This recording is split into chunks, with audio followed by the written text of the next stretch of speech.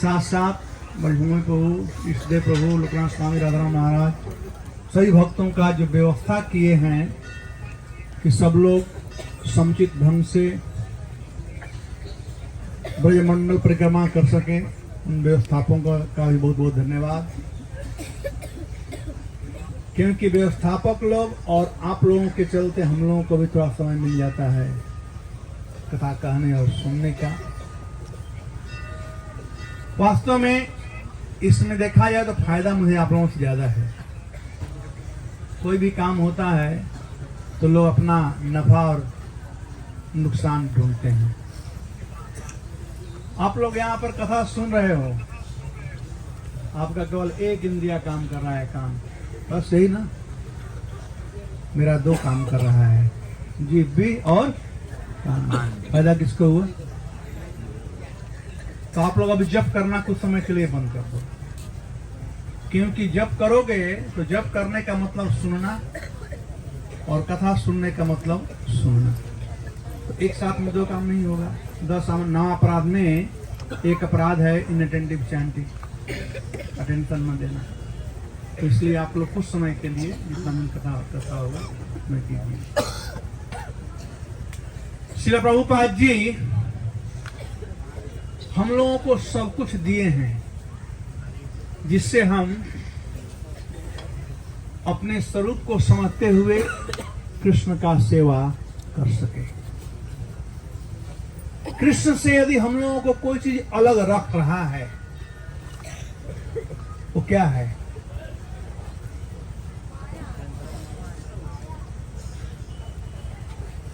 माया बड़ी अच्छी है, माया खराब नहीं है। हमारी कामनाएं, हमारी जो कामनाएं हैं वह हमको कृष्ण से अलग रखता है।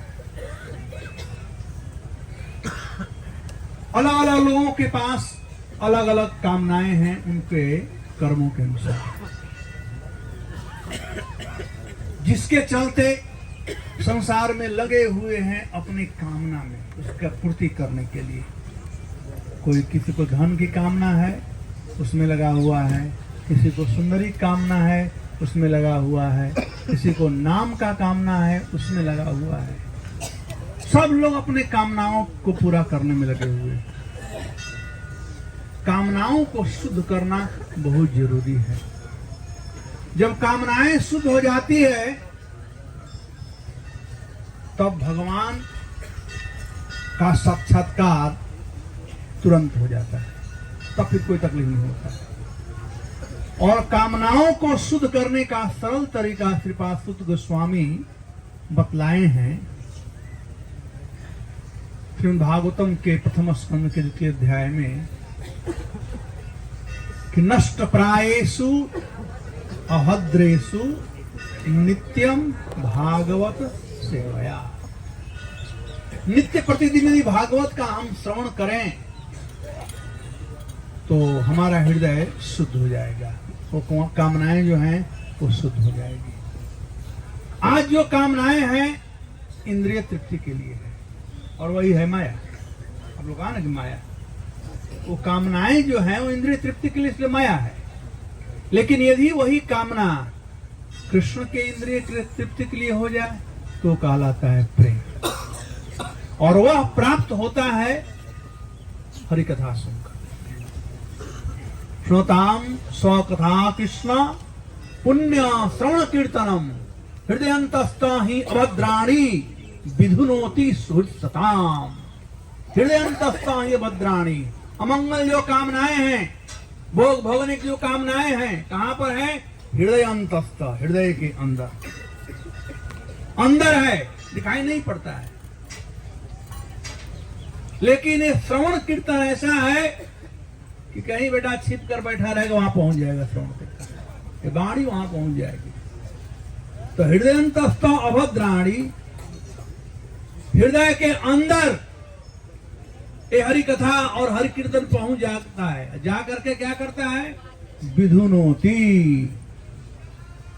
धोबिया पाठ जानते हो ना? देखे हो धोबी कैसे अपना कपड़ा धोते हैं ना, ढाई ढाई मारते हैं। तो ऐसे ही ये हरि कथा क्या करता है, हमारी जो कामनाएं हैं उन कामनाओं को ढाए ढाए मारता है।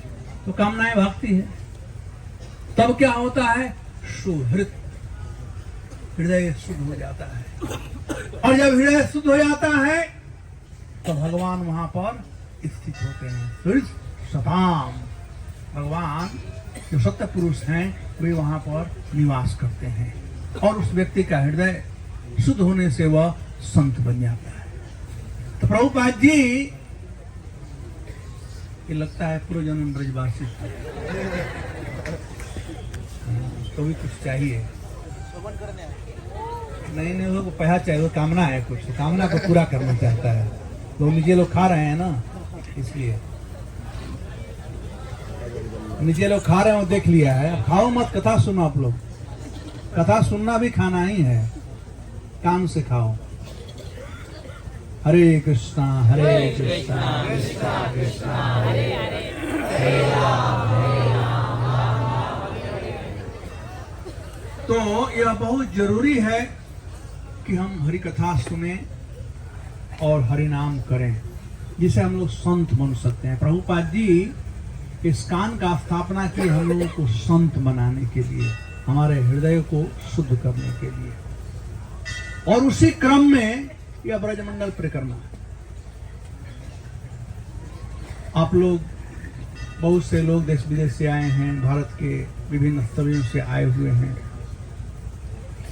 और ये पैदल चलना कोई आसान नहीं है, बहुत कठिनाइयां हैं। लेकिन कोई भी अच्छा कार्य हो तो पहले कठिनाई आता है। समुद्र मंथन हो रहा था, किस लिए? अमृत के लिए। पहले आया क्या? तो ये तो होता है। तो इसको जानते हुए हम लोगों को ये परिक्रमा करना है, और जो जो स्थलियां हैं उन स्थलियों के महत्व को आंख बंद कर करके सुनना चाहिए।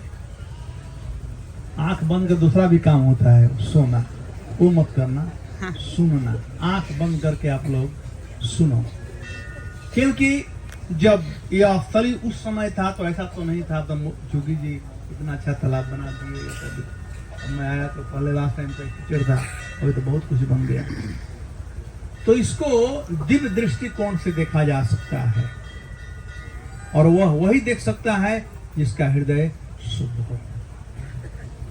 प्रभुपाद जी ये दिए श्रवण कीर्तन, परिक्रमा हो रहा है, चाहे मंदिर में हो, कहीं भी हो, भागवत प्रवचन होता रहता है। और शुद्ध हृदय से ही भगवान की लीला कथा को समझ सकते हैं। भगवान वहीं जाते हैं जहाँ शुद्धता होती है। यह जो स्थली है बड़ा ही रमणीक स्थली, जिसे आशीश्वर महादेव या आशीश्वर महादेव कहा जाता है। दो नाम है, इसका नाम है आशीश्वर महादेव। आशीष का मतलब होता है आशीर्वाद, और महादेव मतलब भगवान शिव। यहाँ पर वे भगवान शिव निवास करते हैं जो आशीर्वाद देते हैं। आप लोगों को जो कामना होगा वो कामना की पूर्ति हो जाएगी। भगवान कृष्ण के आने से पूर्व उनके दादाजी, जिनका नाम था प्रजन्य बाबा, कृष्णा की 3 पत्नियां थी। एक थी छत्राणी, एक थी वैश्य, और एक थी शूद्र। जो छद्राणी थी उसके पुत्र हुए महाराज सूरसेन, जो मथुरा के राजा थे, मथुरा पर राज किए। जो वैश्य पत्नी थी उनके पुत्र हुए प्रजन्य बाबा, और जो शूद्र पत्नी थी उनसे जो पुत्र उत्पन्न होते उसे उग्र कहा जाता है। तो वे हुए देवक और उग्रसेन। तो देवक, उग्रसेन, सूरसेन, ये लोग मथुरा रहे, और प्रजन्य बाबा को ब्रज का राज दिया गया। ब्रज में आए। जब वे ब्रज बसा रहे थे तो वे यहाँ पर आए। भगवान शिव का स्थली था। आजकल लोग समझते हैं धन का मतलब कितना बैंक बैलेंस है, यही ना। धनी वही है जिसके पास ज्यादा बैंक बैलेंस है। आप लोग बंदरों क्यों देख रहे हैं? अरे कथा सुनो, दोस्ती है पहले से क्या? रमा करते हैं।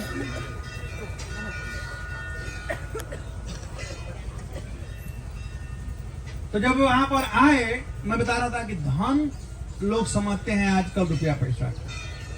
धन का परिभाषा ये नहीं है।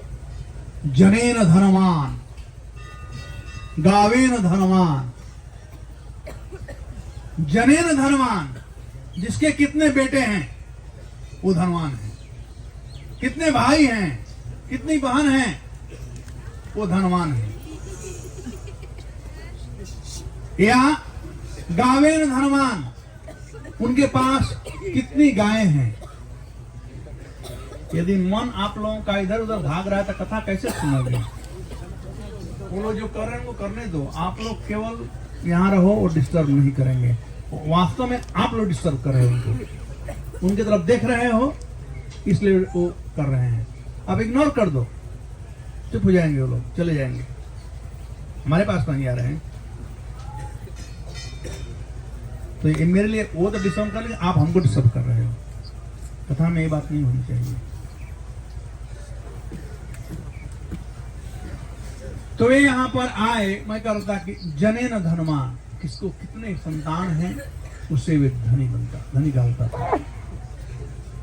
प्रजन बाबा आकर के भगवान शिव से धन प्राप्ति, ब्रज को बसाने के लिए धन प्राप्ति यानी जन की कामना की। और इन्हीं आशीश्वर महादेव के कृपा से प्रजन बाबा को 5 पुत्र रत्नों की प्राप्ति हुई। उपनंद, सुनंद, नंद, अभिनंद और नंदन। और नंद बाबा के पुत्र हुए कौन? कृष्ण। तो कृष्ण के दादाजी यहाँ पर आए थे और भगवान शिव यहाँ अपने पूरे परिवार के साथ में रहते हैं, इसलिए इनका नाम है आशीश्वर महादेव। आशीष देते हैं। तो हम लोग भी यहाँ पर आशीष मांग सकते हैं भगवान शिव से, जिस प्रकार से प्रजन्न बाबा मांगे। और उसके बाद में द्वापर युग में जब भगवान यहाँ पर थे, हमें द्वापर का ही बात है, जब नंद बाबा इत्यादि यहाँ आए गोकुल से, जब गोकुल से यहाँ आए तो कृष्ण का दर्शन करने के लिए सब देवता लोग आया करते थे, छद्म वेश धारण कर करके। लेकिन भगवान शिव तो भगवान शिव हैं, वो बहरूपिया नहीं बनते हैं, वो अपने ही रूप में आ जाते हैं। वे अपने रूप में आ गए कृष्ण का दर्शन करने के लिए। तो भगवान शिव का रूप आप लोग जानते हैं, देखो है ना, आजकल लोग ज्यादा शिवलिंग का दर्शन करते हैं। भगवान शिव का जो रूप है कि भभूति पूरे शरीर में लगाए हुए हैं, पाउडर फर्स्ट क्लास का, जटायुक्त हैं, गले में भुजंगों की माला है, बड़ा भयावह स्वरूप है भगवान शिव का देखने से। जब वे आए तो उनकी बड़ी इच्छा थी कि लाला का भी दर्शन करें, और मैया बड़ा प्रेम से दर्शन कराती थी, जो भी आता था उसको दर्शन कराती थी। लेकिन जब भगवान शिव के रूप को देखी तो मैया को भय हो गया, कहीं लाला देखेगा इस रूप को तो भयभीत हो जाएगा। भक्त वही है जो सब काम करता है भगवान के प्रसन्नता के लिए। कोई ऐसा हमसे काम ना हो जाए जिससे भगवान अप्रसन्न हो जाए। तो माला ऐसा कोई ऐसा कार्य नहीं करना चाहिए जिससे कृष्ण भयभीत हो जाए या अप्रसन्न हो जाए। तो उन्होंने ना बोल दिया, कह दिया कि नहीं, लाला का दर्शन आप नहीं कर सकते। तो भगवान शिव बेचारे करें क्या? वो तो दूसरे जगह से आए थे, ब्रजवासी थे नहीं, वो तो आए थे दूसरे जगह से, कैलाश से आए थे दर्शन करने के लिए, तो गेस्ट थे।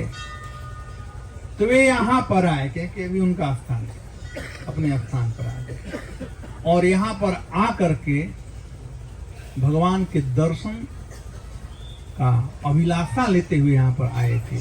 इसलिए इस स्थली का नाम दूसरा पड़ा आसेश्वर महादेव, आशा के ईश्वर।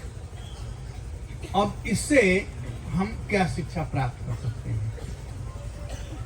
हम लोग जो भजन कर रहे हैं, नाम जप कर रहे हैं, भागवत कथा सुन रहे हैं, भक्तों का संगति कर रहे हैं, प्रसाद पा रहे हैं, इन सब को सुने हैं कि ये पोटेंट वस्तुएं हैं जिनसे भगवान से संबंध स्थापित हो जाता है। भगवान कथा सुनने से भगवान संबंध स्थापित होता है, भगवान का प्रसाद खाने से भगवान संबंध स्थापित होता है, भक्तों का संग करने से भगवान संबंध स्थापित होता है। हमें कोई प्रमाण नहीं है, केवल सुने हैं, लेकिन हम लोगों को आशा है। इस आशा को हम यदि दृढ़ बना ले और भक्ति करें तो स्वाभाविक है कि कृष्ण का साक्षात्कार हमको हो जाएगा। श्रद्धा शब्दे विश्वास कय सुदृढ़ निश्चय, कृष्ण भक्ति कैले सर्व कर्म। सुदृढ़ निश्चयता आ जाना चाहिए। और वो कैसे होगा? आशा से, श्रद्धा से। आशा और श्रद्धा दोनों एक हैं। तो आशा लगाकर बैठे थे और प्रार्थना कर रहे थे। केवल आशा लगा करके बैठने से काम नहीं चलेगा, हम लोगों को प्रार्थना भी करना चाहिए। हरे कृष्णा कृष्णा कृष्णा हरे हरे, हरे राम राम राम हरे। तो भगवान शिव आशा लगाकर बैठे हुए थे, प्रार्थना कर रहे थे। और जब वह प्रार्थना दृढ़ हुआ, वह आशा जब दृढ़ हुआ, सुदृढ़ निश्चय, तो मैया वहां से तो उनको भगा दी, वो आ गए इधर। और जब भगवान को पता चला कि मैया हमारे अतिथि को भगा दिया, तो भगवान को अच्छा नहीं लगा। मैया तो बेचारी अच्छा करने चली थी कि कृष्ण को अच्छा लगे, उन्हें दुख न लगे। लेकिन कृष्ण को तब दुख लगता है यदि कोई किसी दूसरे वैष्णव को दुखी करता है। किसी वैष्णव को किसी प्रकार से, अपने आचरण से, अपने वाणी से, अपने व्यवहार से, अपने आचार विचार से, कैसे भी यदि हम दुखी करते हैं किसी वैष्णव को, तो कृष्ण सब कुछ सह सकते हैं, लेकिन वैष्णव का इंसल्ट नहीं सह सकते। तो हम लोगों को ब्रजमंडल परिक्रमा में है, हम लोगों को बहुत इसमें सावधान रहना चाहिए कि कोई वैष्णव अपराध न होने पाए किसी प्रकार का।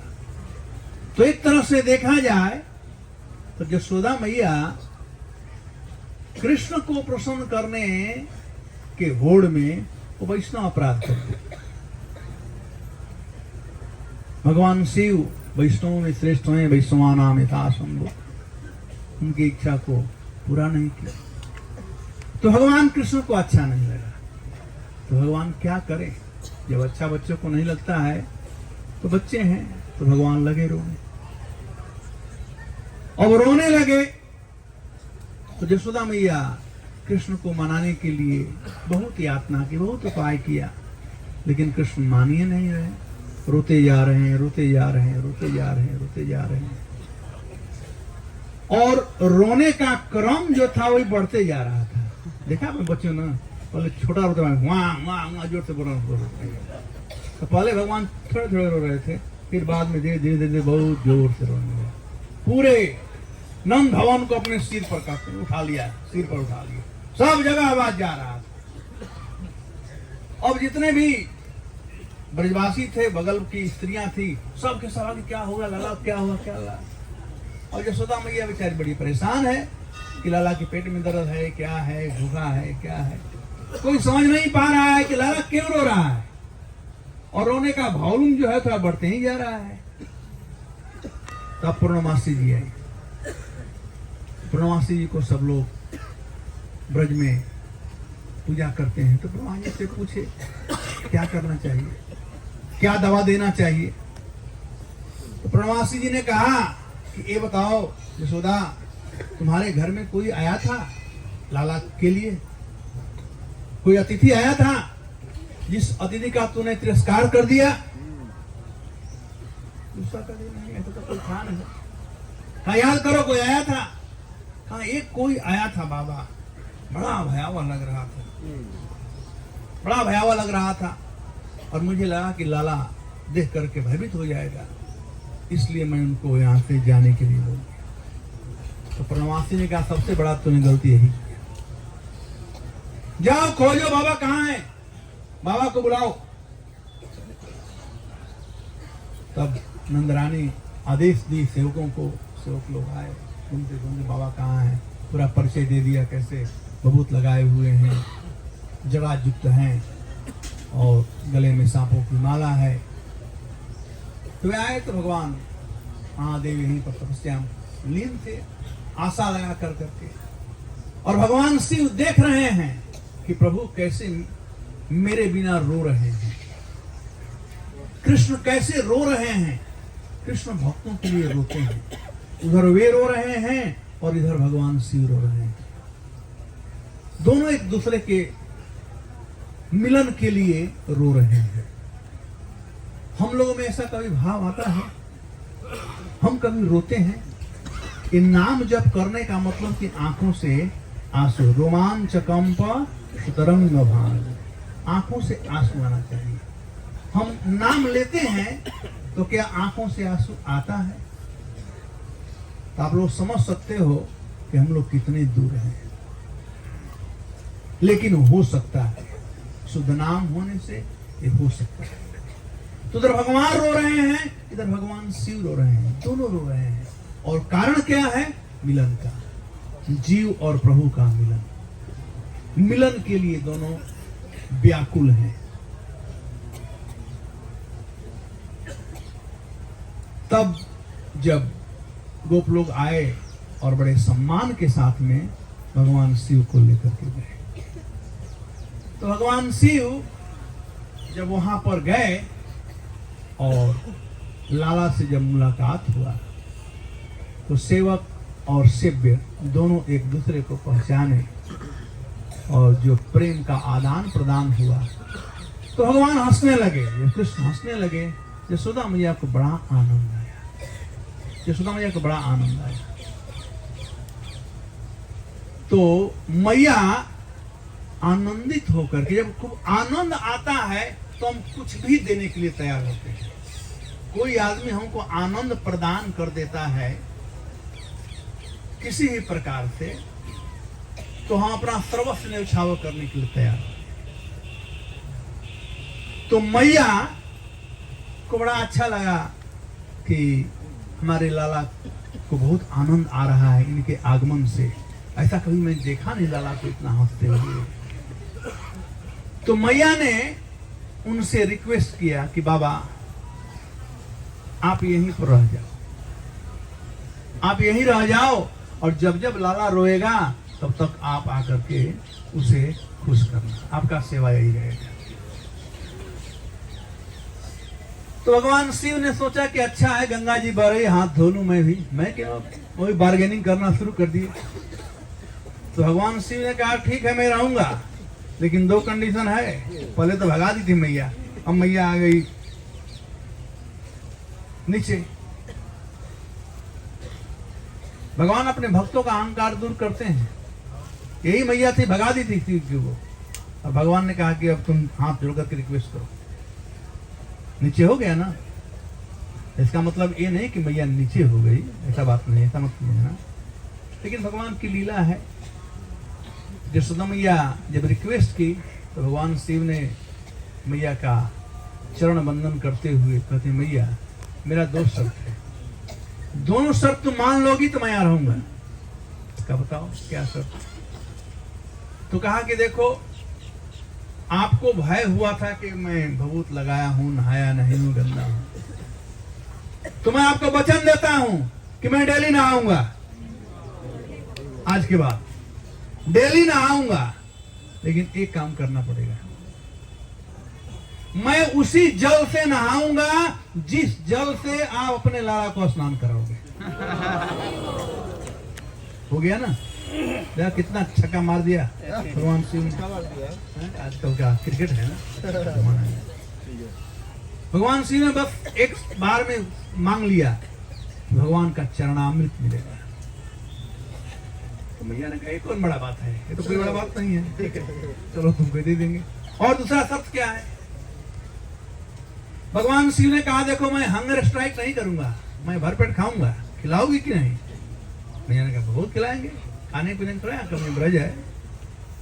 तो कहा, सब मैं नहीं खाऊंगा, मैं वही खाऊंगा जो आपका लाला खाएगा, यानी उसका उच्छिष्ट मैं खाऊंगा। तो दो चीज भगवान शिव मांगे, एक मांगे कि मैं उसी जल से स्नान करूंगा जिससे आपके लाला को स्नान कराया गया, और मैं वही खाऊंगा जो लाला खाया, यानी वो जूठन जो है वो मैं खाऊंगा। तो आज भी आप लोग वहाँ पर जाएंगे नंद बाबा के यहाँ भवन में, तो आप देखेंगे कि जो कृष्ण बलराम का जो श्री मंदिर है नंद बाबा का, ऊंचाई पर है और भगवान शिव जो है वो नीचे। तो वहाँ स्नान होता है, तो पानी कहाँ जाता है? भगवान शिव पर स्नान करने के लिए। और जब वो खा लेते हैं भगवान, तो प्रथम बार वो प्रसाद जो है भगवान शिव को अर्पित होता है।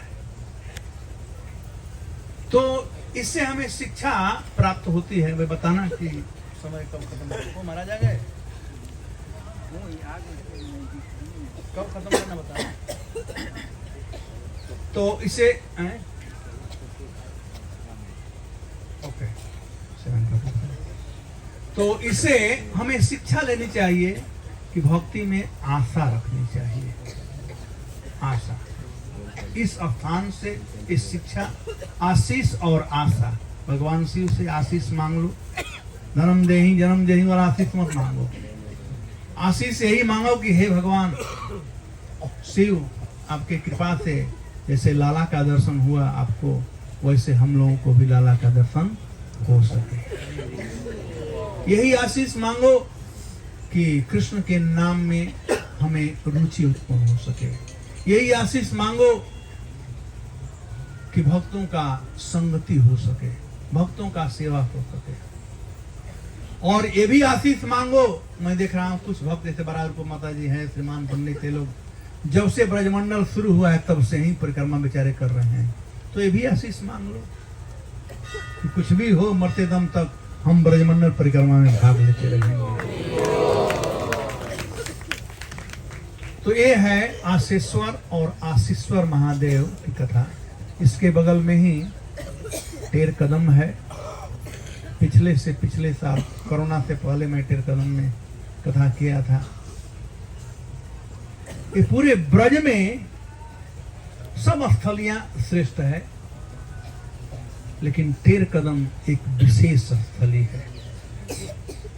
जब भगवान गोचारण के लिए हम बाहर, घर से बाहर निकले गाय बछड़ा चराने के लिए, अभी 1 तारीख को गोपाष्टमी आ रहा है, तो गोपाष्टमी के दिन जब भगवान बाहर निकले, तो प्रथम तो यशोदा मैया चाहती नहीं थी कृष्ण बाहर जाए। कृष्ण को इतना प्यार करती यशोदा मैया, जैसे कृष्ण थोड़ा बड़े हो गए, अब वे अपने से नहाना चाहते थे, अपने से कपड़ा पहनना चाहते थे, तो मैया का डाउट होने लगा कि कृष्ण को कोई रोग तो नहीं हो गया है ना, ये अपने से क्यों कपड़ा पहनावे? अब तक तो मैं पहनाती थी, अब तक से मैं नहा स्नान कराती थी, और अपने से करना चाहता है। तो बेटा कितना भी बड़ा हो जाए, लेकिन माँ समझती है मेरा लाला ही है। तो कृष्ण आना चाहते थे कि मैया नहीं चाहती थी। अंततः जब 6 साल के हो गए तो वे जिद करने लगे, सबने कहा कि ठीक है जाने दो। तो जब आए भगवान गोचारण करने के लिए, तो उस समय यशोदा मैया उनको खूब सजाई, खूब फर्स्ट क्लास के वस्त्र से सजाई, और सज धज करके भगवान आए यहाँ पर। तेर कदम, सब लोगों को वहीं मिलना था, वहां आए। टेर का मतलब आवाज होता है, तो भगवान कदम के पेड़ पर चढ़ करके आवाज लगाते थे। दिन में 3 बार आवाज लगाते थे। भगवान सुबह सुबह आवाज लगाते थे अपने मित्रों को बुलाने के लिए, क्या हो भाई तुम लोग कहाँ हो। कभी कृष्ण आगे आते थे तो नहीं वो आया तो बुलाते थे नाम ले लेकर के। और गौओं को बुलाते थे, गौओं को बुलाते थे, इकट्ठा करते थे और मित्रों को। दोपहर में गौवें चढ़ती थी, मित्रों को बुलाते थे भोजन करने के लिए साथ में। और शाम को गौओं को बुलाते थे नाम ले लेकर करके कि चलो अब घर चलना है। तो भगवान गौओं को लेकर के जाते पावन सरोवर। अभी आपने दर्शन किया। आप में से कितने लोग हैं जो गाय चराए हो, हाथ उठाओ तो। हम लोग चराए हैं तो हम मालूम है। तो दिन भर बेचारी गाय चरती है, तो शाम को क्या करना पड़ता है, क्या पानी। देखो ना गाय पानी पिला, देखो ना वो घाट बनाया हुआ था, गाय करके पानी पी। पहले तालाब होता था, उसमें 4 विभाग था। एक अतिथि का विभाग, एक ठाकुर जी का मेन अतिथि का, और जो वहां के लोग हैं उनके लिए, और एक गाय के लिए। इसे गाय घाट कहा जाता था। तो गायों को पानी पिलाना बहुत जरूरी होता है। तो भगवान शाम को ले जाते थे यहाँ से गायों को इकट्ठा कर करके और पानी पिलाते थे, और बाद में सब गौएं अपने अपने घर जाती थी। ये भगवान का दिनचर्या था। जब प्रथम दिन भगवान आए सज धज करके, तो ग्वाल बाल लोग बोले क्या तू राजा बनकर यहाँ पर आया है क्या, चल बेटा गाय चराने जाना है। ये सब नहीं चलेगा। सब फाड़ दिए ग्वाल बाल लोग, सब निकाल दिए कृष्ण को, और उनको अपना पहनाए, प्रॉपर पोशाक पहनाए, गाय चराने वाला पोशाक। जमुना तीरा बनचारी, बनचारी का पोशाक पहनाए। विभिन्न प्रकार के फूलों से श्रृंगार किए, बहुत मजाक किए कृष्ण से। तो कृष्ण ने कहा चल बेटा हम भी तुमसे मजाक करते हैं। तो वहां पर एक तालाब, टेर तालाब, कदम तालाब या टेर तालाब, तो वहां पर भगवान कुछ व्यवस्था किए कि वो जो तालाब था बिल्कुल हरा भरा खेत जैसा हो गया, और तालाब के उस साइड में बहुत अच्छे अच्छे फूल खिल उठे। जोग माया को भगवान ने कहा तो करो। भगवान ने कहा कि देखो तुम मेरा सजावट कर रहे हो, अरे अच्छे अच्छे फूल तो उधर हैं, जाओ फूल लेकर के आओ।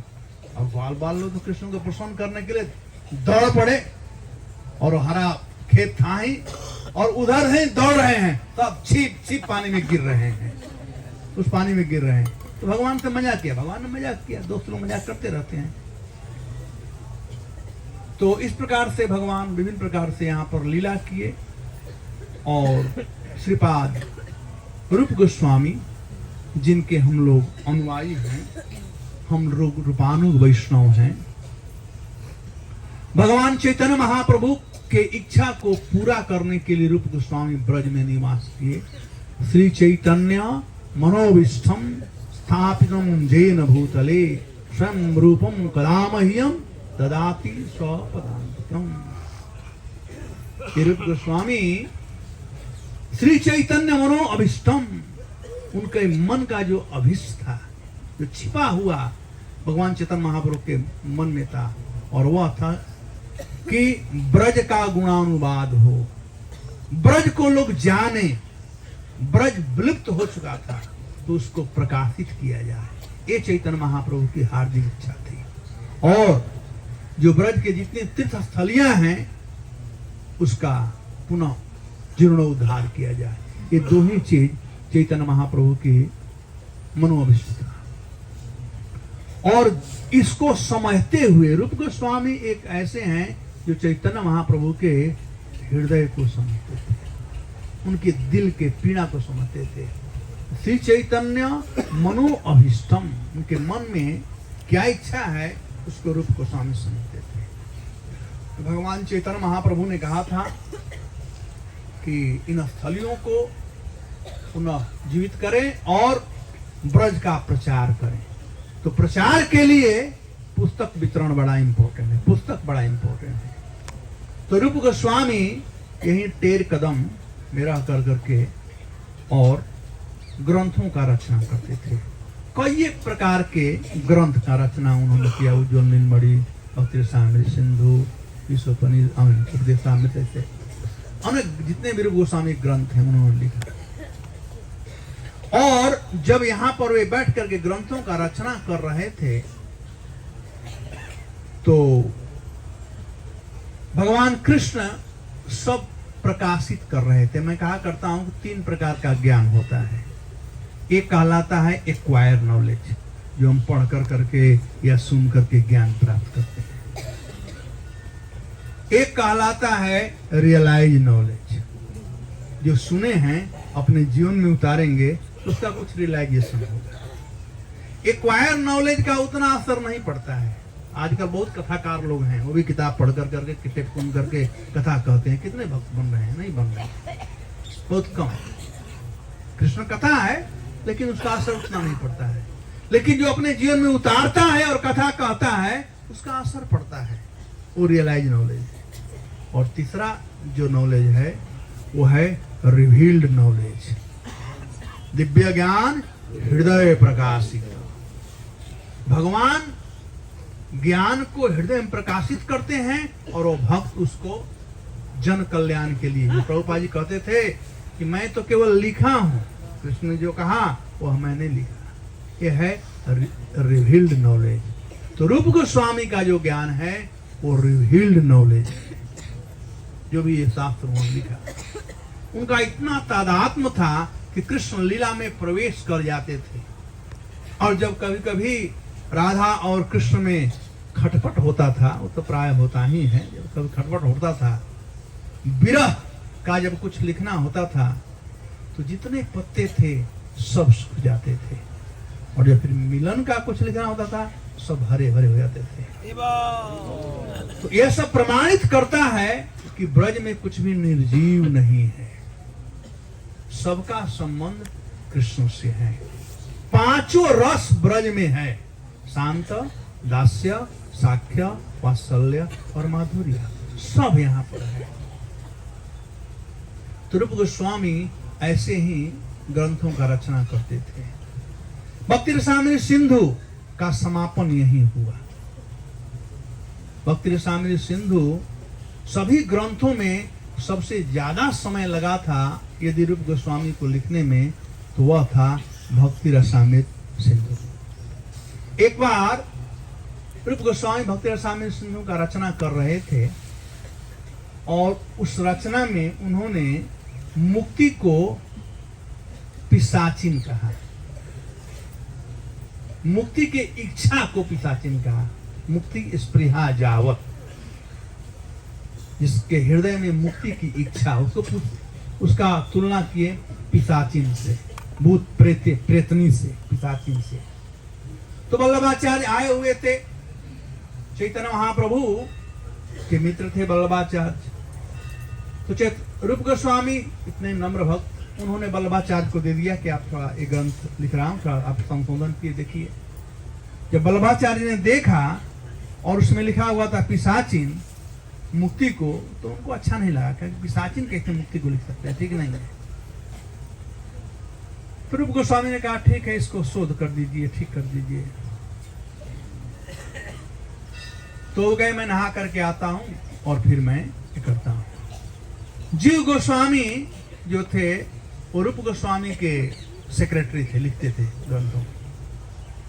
तो ये पीछे पीछे गए वल्लभाचार्य का और कहे कि आप समझे नहीं, आप जो कह रहे हैं कि पिशाचिन मुक्ति है, रूप गोस्वामी पिशाचिन को मुक्ति को पिशाचिन नहीं कह रहे हैं, मुक्ति के इच्छा को वो पिशाचिन कह रहे हैं। तब तो वल्लभाचार्य का दिमाग खुला और करी मैं तो बहुत बड़ा अपराध करने जा रहा था।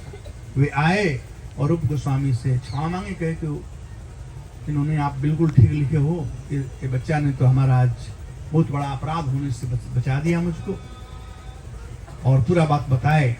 जब वल्लभाचार्य चले गए तब रूप गोस्वामी को बहुत गुस्सा आया। एडिकेट अपना जो था उसको भंग कर दिए थे जीव गोस्वामी।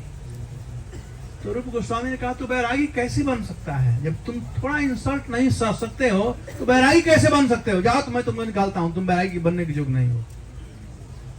जीव गोस्वामी को निकाल दिया। अब जीव गोस्वामी विरह के ज्वाला में जल रहे थे, खाना पीना सब छोड़ दिए थे, केवल राख पानी में डाल करके पी करके अपना जीवन यापन करते थे। एक समय सनातन गोस्वामी पाद मधुकरी करते ही थे सब लोग।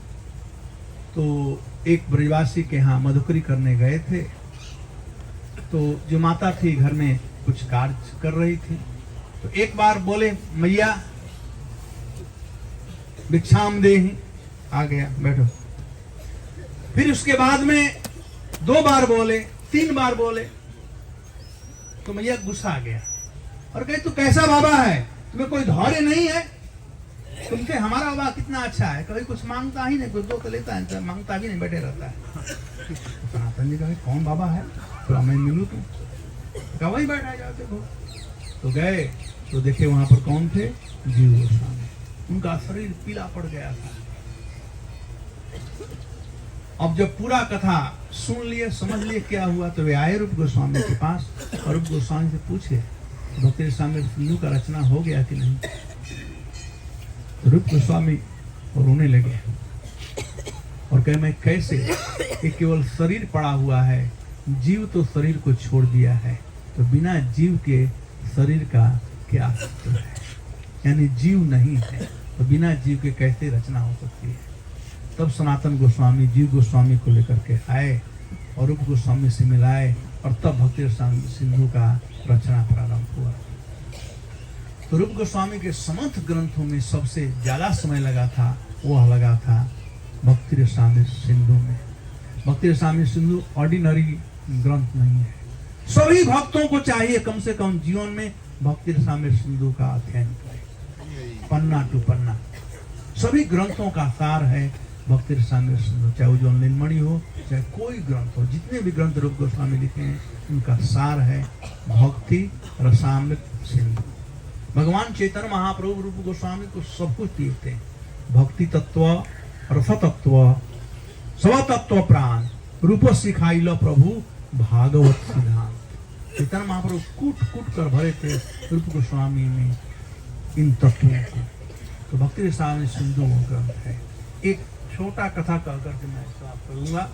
आप लोग सुने तो होंगे ही, लेकिन फिर भी कह देता हूं, क्योंकि भगवान का कथा एक ही कथा बार बार डेली कहो। गीता का एक ही श्लोक डेली पढ़ो। जैसे जैसे हमारा प्यूरिफिकेशन होगा वैसे वैसे उसमें आनंद आएगा। ये कृष्ण कथा, कृष्ण नाम किसके लिए है? चैतन्य महाप्रभु कहते हैं आनंदम बुद्धि वर्धनम प्रतिपदम पूर्णाम स्वादनम। ये वृद्धि होता रहता है। कुछ कुछ भक्त लगते हैं अरे एक ही कथा बार बार कहते रहते हैं।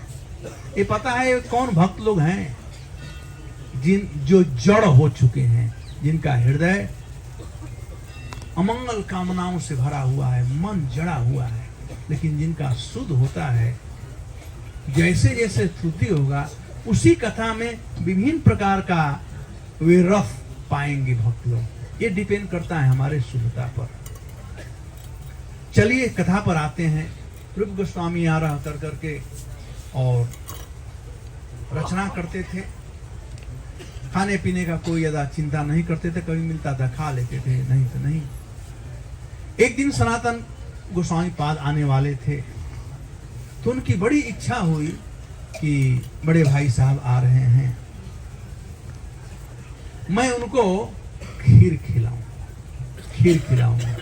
ये बड़ी इच्छा हुई, केवल मात्र इच्छा हुई। और श्रीमती राधा रानी जो हैं वो भक्तों के ऐसी इच्छा को तुरंत पूरा करते हैं। कृष्ण तुरंत पूरा करते हैं इच्छा हुई।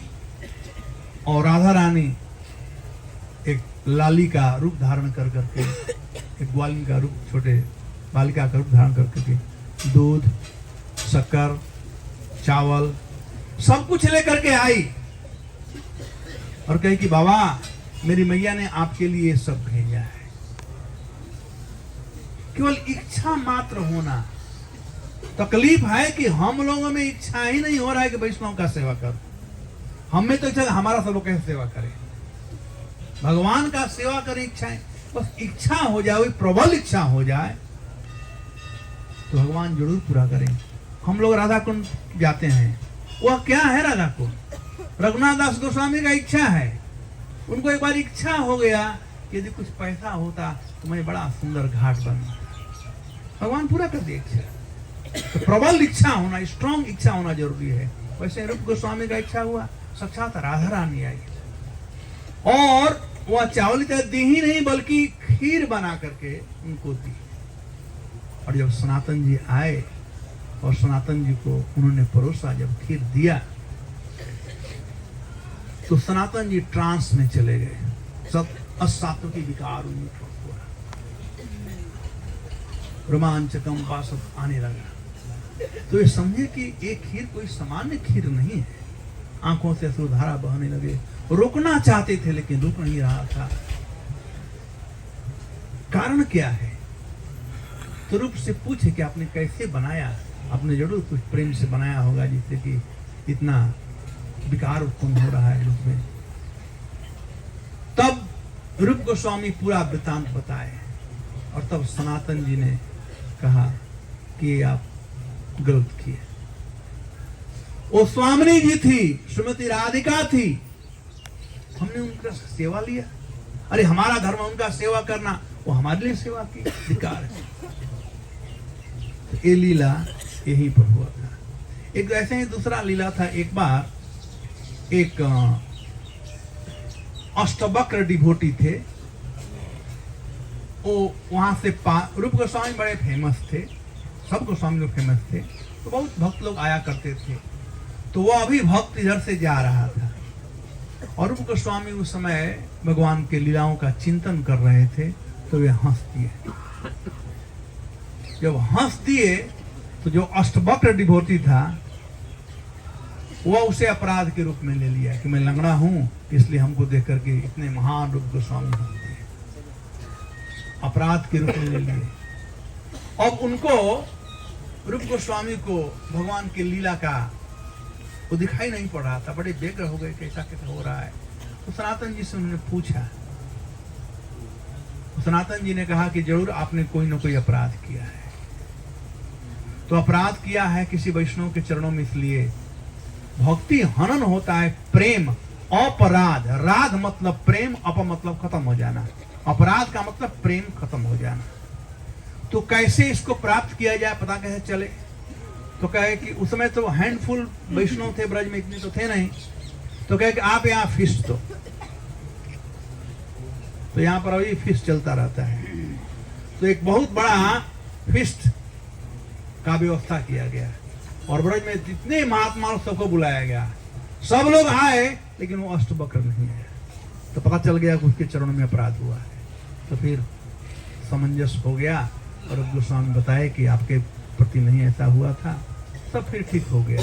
तो एनीवे, ये जो स्थली है भजन के लिए बहुत ही पुण्यतम स्थली है। यहाँ पर कोई जप करे तो 9 लाख गुना ज्यादा फायदा होता है। नंद बाबा के 9 लाख गाय थी ना, तो एक माला जप करना 9 लाख के समान है। और आज भी कुछ महात्मा लोग हैं जो आकर छिप करके जप करते हैं इस एरिया में। तो ये पूरा एरिया बड़ा ही पुण्यतम एरिया है भगवत भक्ति करने के लिए। तो आप लोग आए हैं ब्रजमंडल परिक्रमा में, बहुत अच्छा। अदरवाइज भी आप भी आइए, साल में भी कभी आ करके और बैठ करके जप कीजिए।